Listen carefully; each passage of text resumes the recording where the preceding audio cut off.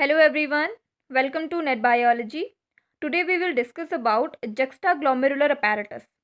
Juxtaglomerular apparatus क्या है, इसमें कौन कौन सी सेल्स प्रेजेंट होती हैं, ग्लोमेरुलर apparatus से ये किस तरीके से अलग है, इन सब चीज़ों के बारे में हम इस पर्टिकुलर वीडियो में डिस्कस करेंगे। चलिए स्टार्ट करते हैं। ग्लोमेरुलर apparatus को समझने से पहले हमें एक नेफ्रॉन का स्ट्रक्चर अच्छे से पता होना चाहिए। नेफ्रॉन का स्ट्रक्चर कुछ इस तरीके से होता है। यहाँ पे रीनल कॉर्पसल्स हैं जिसमें ग्लोमेरुलस और बर्मन्स कैप्सूल प्रेजेंट है। कैपिलरीज का जो बंच होता है उसे कहते हैं ग्लोमेरुलस। एंड कप लाइक का स्ट्रक्चर ग्लोमेरुलस के बाद में जो प्रेजेंट है वो क्या है, बर्मन्स कैप्सूल। उसके बाद ट्यूबुलर पोर्शन, रीनल ट्यूब्यूल्स वाला जो पोर्शन होता है वो स्टार्ट हो जाता है। Proximal convoluted tubule, loop of Henley, distal convoluted tubule and collecting duct, ये पोर्शन ट्यूबुलर पोर्शन है। अब जो डायग्राम होता है, जो एक्चुअल नेफ्रॉन होता है वो कुछ इस तरीके से लोकेटेड होता है।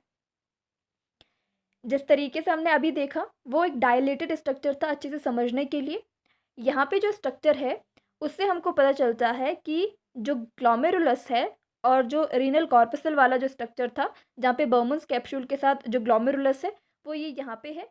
और यहाँ से पता चलता है कि जो डिस्टल कॉन्वोल्यूटेड ट्यूब्यूल है वो वापस से आके यहाँ पे कनेक्शन बनाता है ग्लोमेरुलस के साथ। मेनली ग्लोमेरुलर जो एफरेंट आर्टीरियोल है, एफरेंट आर्टीरियोल यहाँ पे जो हमने देखा था जहाँ से ब्लड लाया जाता है कैपिलरीज में, इसे कहते हैं एफरेंट आर्टीरियोल। और जहाँ से वापस जाता है इसे कहते हैं इफरेंट आर्टीरियोल। तो ये वाला जो स्ट्रक्चर है यहाँ पे एक जंक्शन बनता है डिस्टल कॉन्वोल्यूटेड ट्यूब्यूल के साथ। यहाँ पे ये नहीं दिख रहा है, लेकिन अगर हम एक्चुअल स्ट्रक्चर देखें, एक्चुअल लोकेशन में देखें नेफ्रॉन को, तो ये स्ट्रक्चर दिखाई देता है। यहाँ पे का कनेक्शन होता है डिस्टल कॉन्वोल्यूटेड ट्यूब्यूल, वो भी अर्ली डिस्टल कॉन्वोल्यूटेड ट्यूब्यूल इस पोर्शन के साथ। ये कहलाता है जक्स्टाग्लोमेरुलर अपैरेटस, क्योंकि यहाँ पे जंक्शन बन रहा है डिस्टल कॉन्वोल्यूटेड ट्यूब्यूल का किसके साथ, glomerular capillaries glomerular efferent arteriole के साथ मेनली। वैसे हम ये भी कह सकते हैं कि ग्लोमेरुलस का जो कनेक्शन डिस्टल कॉन्वोल्यूटेड ट्यूब्यूल के साथ है वो कनेक्शन क्या कहलाता है, वो अपैरेटस कहलाता है, जक्स्टाग्लोमेरुलर अपैरेटस। और यहाँ पे कुछ सेल्स प्रेजेंट होती है जिसके बारे में हम बात करेंगे। तो कुछ इस तरीके का एक्चुअल स्ट्रक्चर दिखता है एक नेफ्रॉन का। ये वाली जो नेफ्रॉन है ये जक्स्टा मेडुलरी नेफ्रॉन है और ये वाली कॉर्टिकल नेफ्रॉन्स हैं। ठीक है। जक्स्टाग्लोमेरुलर अपैरेटस की अगर हम बात करें, जैसा मैंने अभी कहा, juxtaglomerular apparatus is a junction between distal convoluted tubule and glomerular efferent arteriole.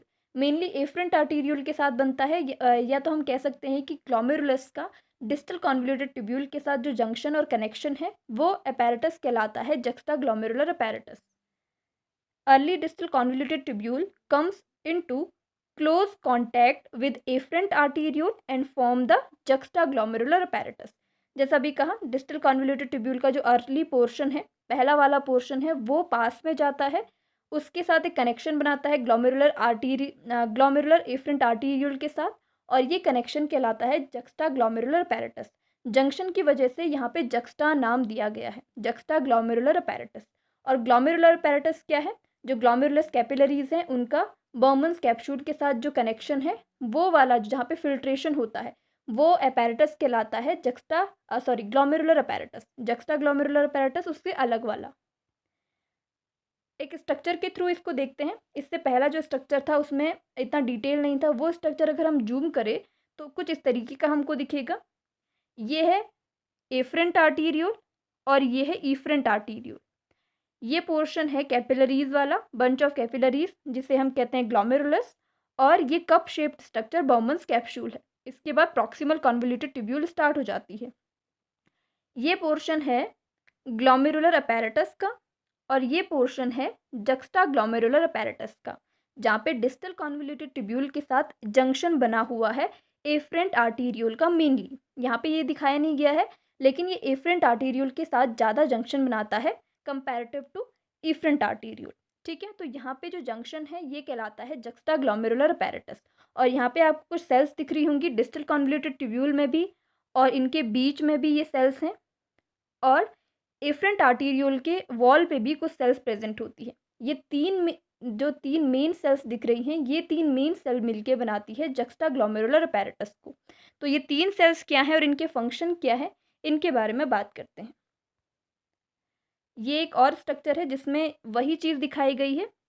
ये वाला जो पोर्शन है ये डिस्टल कॉन्वोल्यूटेड ट्यूब्यूल का पोर्शन है। ये है एफरेंट आर्टीरियोल और ये है एफरेंट आर्टीरियोल, और ये है Burman's capsule, cup shaped structure, और ये कैपिलरीज का बंच ग्लोमेरुलस।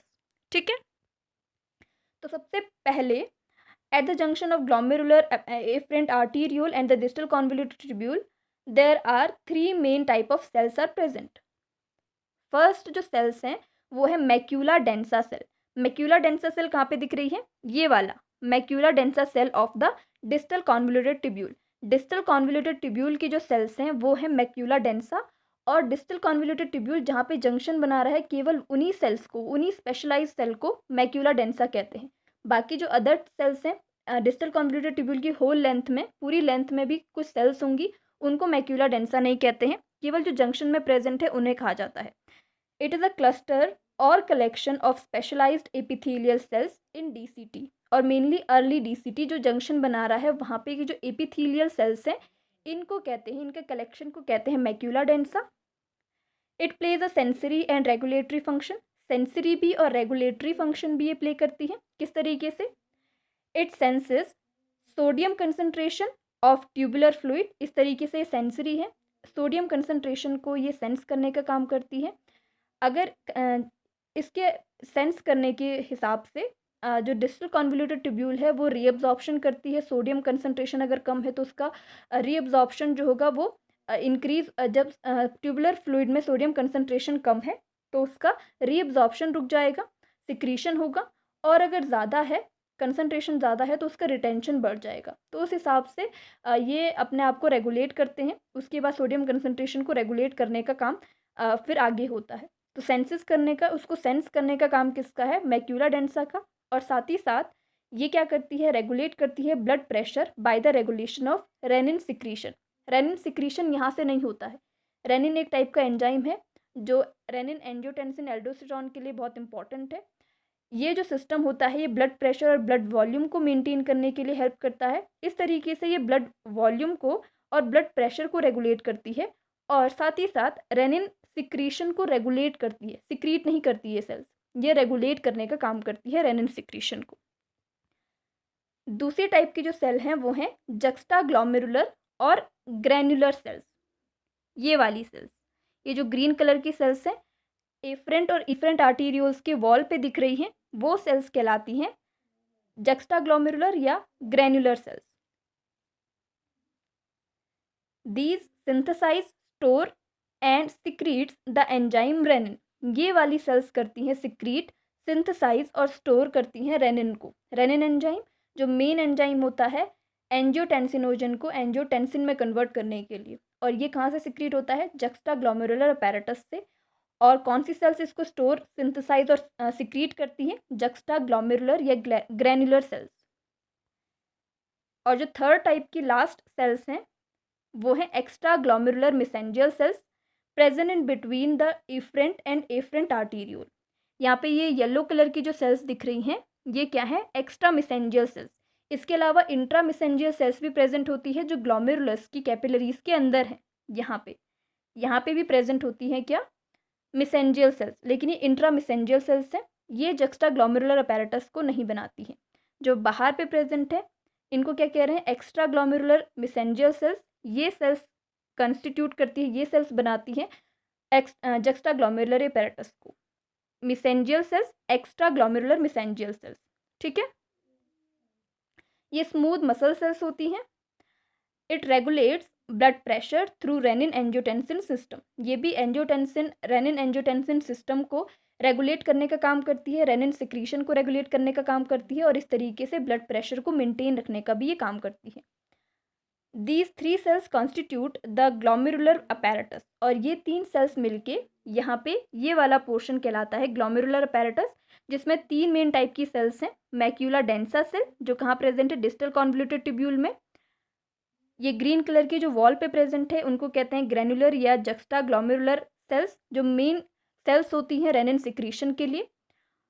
और तीसरे टाइप की है mesangial cells, extraglomerular mesangial cells, और ये तीनों सेल्स मिलके जक्स्टा ग्लोमेरुलर अपैरेटस बनाती है, जो ग्लोमेरुलर अपैरेटस से डिफरेंट है। यहाँ पे फिल्ट्रेशन का काम होता है और यहाँ पे रेनिन सिक्रीशन का काम होता है। ठीक है, तो ये था जक्स्टा ग्लोमेरुलर अपैरेटस के बारे में, और कुछ टॉपिक्स के साथ आगे बात करेंगे। Thank you so much.